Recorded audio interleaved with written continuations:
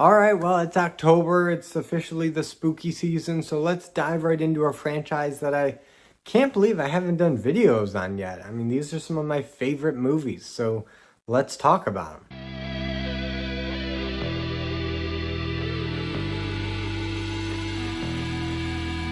Alien. Now, Alien came out in 1979, was directed by Ridley Scott, and is basically the horror genre's response to Star Wars. Star Wars came out in 1977, completely changed the game with what people thought a science fiction movie could be. It was epic, it was revolutionary with the special effects. The whole film industry just blew up after this movie. But on top of that, you also had Close Encounters, which was another science fiction alien story that had a bit more of an adult edge. So 20th Century Fox, now that they made a sci-fi movie for kids and families, they wanted to do something a bit darker, something more mature, and this is where you get Ridley Scott coming in fresh off of doing some very successful commercial work, and here he gets this big opportunity. A major studio asking him to do this big, ambitious science fiction alien story, and somehow all these pieces just fitting in the right time, right place, just work. And this movie is incredibly effective. It's not only a great horror movie, but just a great movie in general. It's terrifying when it needs to be, it's suspenseful when it needs to be, and it's super creative. The creativity in this movie just blows my mind, because here they take something that seems at first like schlocky B-movie stuff. They just infuse it with all the innovative filmmaking tricks and creativity that the late 70s had to offer. But the first thing you need to know about Alien is that it is a suspense movie first and foremost. If you haven't seen this movie before, go watch it. I'm sure you're gonna love it, but you need to know going in that it does take its time. It is not paced in the same way that something like Star Wars is paced, or even Close Encounters. It really takes its time building up atmosphere, building up suspense and dread and just fear. So because of that, you do get, especially early on, very long, slow, and for lack of a better word, boring shots of just the ship and equipment and things booting up. It does tend to drag, at least for the first third or so of this movie. But for me, I don't mind that because of the tone that it established. It really forces you to look at every square inch of this ship, which just looks like a maze of corridors and tubes and tunnels and all this equipment. It all looks really dark and twisted and eerie. They don't really put together in those opening shots, but as the movie goes on, you realize that this ship and the xenomorph, the alien, were designed specifically so that they would look like each other, that this is an alien that could super easily blend into this ship. There are several shots in this movie when you're just looking at corridors, looking at little pipes, trying to figure out, is that the alien or is that just part of the ship? And you can't really tell, and that just does so much to heighten the suspense in this movie. You really do catch yourself looking around the frame trying to figure out if the alien's here, because you just can't tell that easily. What is the story behind Alien? Well, it's actually really simple when you spell it out. You have this ship, it's got 7 people on board, and they're going through space. They're in kind of a cryo sleep situation, so you know they're not 100 years old by the time they get back to Earth. And they all get woken up because there's a distress call coming from some planet, and it's simple procedure. If there's a distress signal, then whatever ship is nearest goes and investigates, see what the deal is. And you get to meet all the crew. You have their captain or leader, Dallas, played by Tom Skerritt. He's actually really likable in this movie. He's very level-headed. You can easily tell why he's the leader in this scenario. He's the kind of guy you'd want to be in charge of all these other 6 people. He's the kind of guy that cares for his crew, but he also cares for procedure, and he just tries to keep everybody happy. You have the science officer, played by Ian Holm. You have the first mate, Kane, played by John Hurt. You have Ripley, who's kind of, I guess, the second mate. And the rest, I'd say, would be like the grunt workers of the crew. They're not really in positions of leadership. They're just kind of there. You have Parker, who I guess would be an engineer alongside the dad from Red Dawn. He's in here too. And then rounding out the cast, you have the other girl who, I can't remember her name, but she gives some of the best reactions of the whole cast. She's incredibly memorable. I just cannot remember her name. And that's pretty much it for the crew, and that is our entire cast in this movie. So yeah, this movie does not have a huge cast. It's only got 7 people plus an alien. You feel like there really are no expendable people on this crew. Everyone is important. When people start dying, they are missed, and you do feel that loss. But everything changes when they go down to this planet, and go figure, they kind of accidentally but not really bring an alien back on board with them, because the first mate, Kane, got a little too close to one of the alien eggs that opened up, and a face hugger jumped out and suctioned itself right onto his face. So because Dallas is not just going to leave Kane to die on the surface of this planet with an alien on his face, they bring him on board, keep him under strict observation, you know, because they're not idiots. They're not just going to have it out in the open. So they keep him under observation, and over time the thing just kind of lets go and curls up and dies. So that means everything's fine, right? The science officer gets to fiddle around, do his experiments with the dead carcass of this alien, but Kane seems to be doing better. They all have a good meal, and oh my goodness, everything was not fine. Kane just gave birth in the most violent way possible. And now we have this little bitty alien scurrying around the ship that we need to track down because it's a serious quarantine issue, and at worst it could grow up to be a giant alien that systematically picks off every one of the crew until there's no survivors. Pretty much how the rest of the movie goes. The alien systematically picks off all the crew one by one, and in true slasher movie style, you have the final girl, Ripley. She's the last one standing, and she needs to have a final showdown with this alien. She blows it out of the airlock, and the day is saved. She survives. She cryo-freezes herself, and she just drifts off into oblivion. Or if we go by Alien, she eventually gets picked up by somebody, comes back to Earth, and then has more adventures. And that's Alien. Now there's a lot of stuff in there that happens in between those different plot points, but I just wanted to give you a general overview right out of the gate of what this movie is. It's a slasher movie in space. It actually combines a lot of different elements. You could say it takes a lot of the suspense elements from Jaws, with the overall production design of something like Star Wars, with the way the models look and that kind of grungy, beat up, lived in sci-fi universe, where it's not like Star Trek and everything's all pristine. No, there's grime and grit on these spaceships, because these guys, even though I did use kind of Star Trek terminology with Captain, First Mate, Engineer, Science Officer, these guys are definitely not Starfleet Academy cadets. They're truckers in space. They're blue-collar working types, and they talk like that, act like that, they live like that. You see some of their cabins, and they're just messy. These are not your typical straight-laced sci-fi protagonists, and I love that about this movie because it makes the world feel more lived in. It makes it feel grounded in something we can relate to, because we can't really relate to a giant goopy alien killing everybody. That's a pretty out there concept. But if you make these people blue-collar workers, and they've all got their own issues, some of them have short fuses, some of them have their own interests, some of them want to just kind of keep the peace. All those personalities come into play at one point or another in this movie. It just makes them feel like real, genuine people that you don't want to see get wiped out by an alien. You want to see these people succeed, which is something I can say for a lot of horror movies and even future installments in this franchise. A lot of the Alien sequels, even some of the best Alien sequels like Aliens, I really couldn't care less about Marine number 6 that gets taken out in the first action scene. But now, guys, it's time to talk about the most iconic scene in this movie, and you guys know what it is. Everyone knows what it is.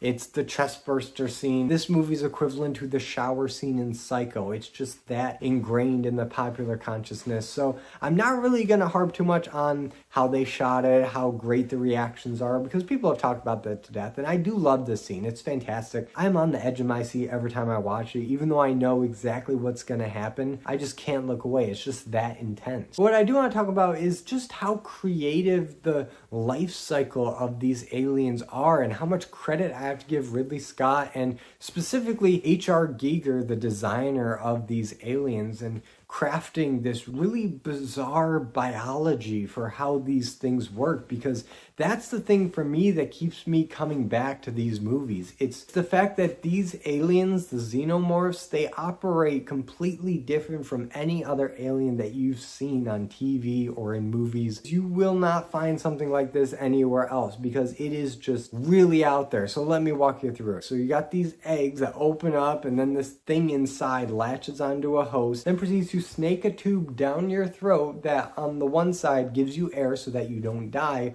while this thing's attached. But there's a catch, because at the same time it's dropping a little embryo down into your chest, and then it grows, and then when it gets to a certain size it violently forces its way out, killing the host. And then you have this completely different creature. The facehuggers, they're very insect-like. I've seen them compared to like spiders or crabs or some kind of shellfish, but for me, when I look back at the original H.R. Giger designs, they look like hands. They literally look like two hands put together with long spindly fingers that latch onto your face. And I think that was very intentional because of the subtext of this movie. And the subtext, if you haven't put it together yet, is sexual assault, or SA. I don't really know what the politically correct term to say on YouTube with this kind of thing is, and so I'm gonna tread kind of lightly because I don't want this video to get demonetized, but that is really what Alien is about. If you don't believe me, you can just take a look at the xenomorph's head, and I'll give you one guess as to what that's supposed to symbolize. But all kidding aside, I think it was a really smart move for Ridley Scott to go in this direction, because you look at the slash movies that were out around this time, like John Carpenter's Halloween, for instance, and that movie basically codified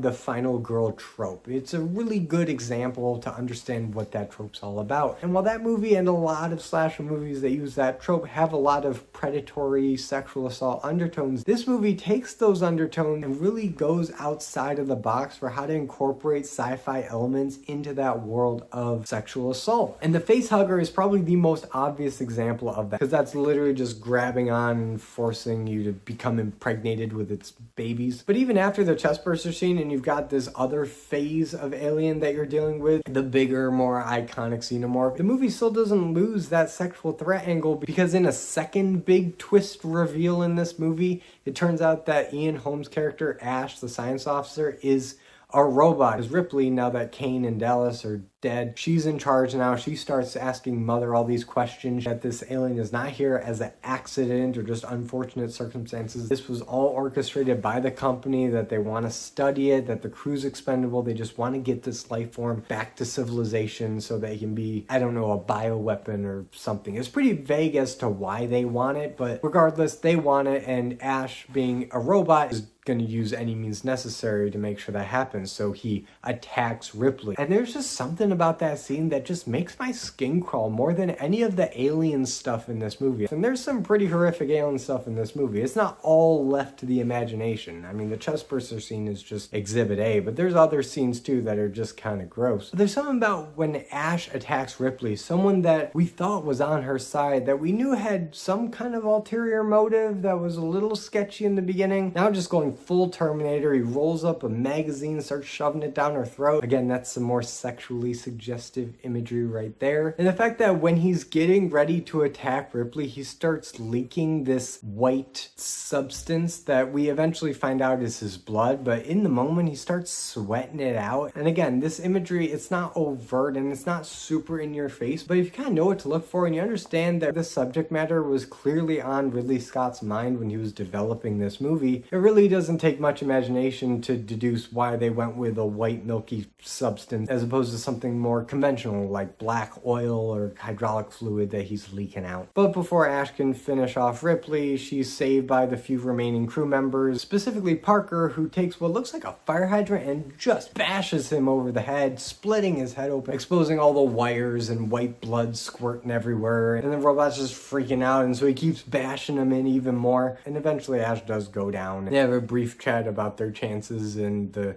secrecy with the company and all that, which of course they don't take very well, so they unplug him and then blowtorch him, melt his face, which is actually a really cool effect. I like seeing the layers of flesh peel away. You don't really get a lot of special effects like that nowadays that are practical and have such detail to them. That's really where this movie shines. Everything has detail, everything looks like it functions and has a purpose. Even the alien design is super detailed. It's textured from head to toe. Even though you don't really get a good look at the alien in true Jaws fashion until like the very end, you still get a sense of the general shape. You know it's more or less humanoid. It's got a tail, it's got a really long phallic shaped head, and it's got those iconic double jaws that just shoot out and crunch into your skull. That is unfortunately what happens to the rest of the crew, except Ripley, who manages to escape into this shuttle. She sets all these charges to blow up the Nostromo with the alien in it, and she hides away in the shuttle. She launches, the Nostromo blows up, and she's home free. At least that's what she thinks, because the alien actually stowed away on the shuttle too. And this has what's probably my favorite shot of the movie. It's when she's right there against the wall, standing right next to the alien. The alien's curled up in the wires and tubes of the wall of the ship, and she doesn't know it's there. The audience doesn't even really know it's there until it starts to move and poke its head out, and you're like, oh my gosh, it's there, Ripley, you gotta get out. And thankfully she recognizes it just in time. She puts a spacesuit on, straps herself in, and then blows this sucker out of the airlock, hopefully killing it. Even though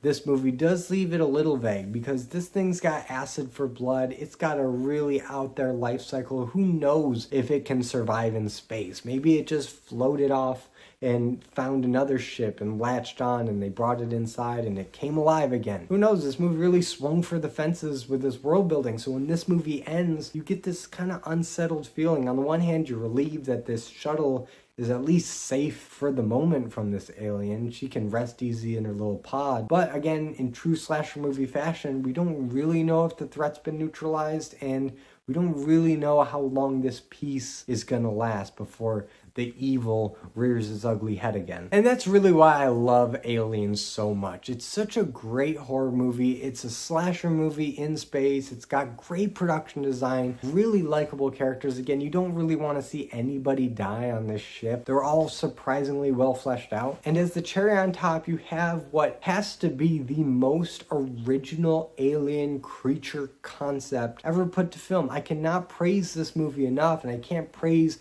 H.R. Giger, as weird as he is and as messed up and weird and icky as a lot of his designs are. If you look at this man's portfolio, you know that he was into some really weird stuff with humans, cyborg sexuality. Look it up on your own time, or don't, because it's weird and gross. But I gotta say, for the tone that this movie establishes, for the vision that Ridley Scott had of making this whole movie a metaphor for sexual assault and the horror that that is, and really heightening it up with a vision and direction from Ridley Scott that continually reminds you of a unfortunate real world horror, I think he just knocked it out of the park with this one. Is it a little slow in parts? Yeah, I guess if you have the attention span of a gnat, but for all the atmosphere that it builds up, the sense of dread, and again, all the creativity on display, I will happily sit through some slower moments if it means getting to the really intense, really creative scenes that are sure to follow. Because when they do happen and you see it, you will never forget some of these moments. They're just that iconic. And those are pretty much all my thoughts on Alien. I can't believe it took me this long to review it on the channel. It's a great movie to watch in like early October to ease you into the spooky season, because on the one hand, it is definitely a horror movie and it's scary, but it still has that sci-fi high concept aesthetic and storytelling that does make it feel like a movie that you could pop in all year round. But now I turn it over to you guys. What do you think about Alien? Is it your favorite of the franchise? Do you think Aliens is better? We're going to be talking about that one next. Whatever you think, let me know in the comments. And if you like this video, be sure to give it a like and subscribe for more content, and hit the notification bell to be notified every time I upload a video.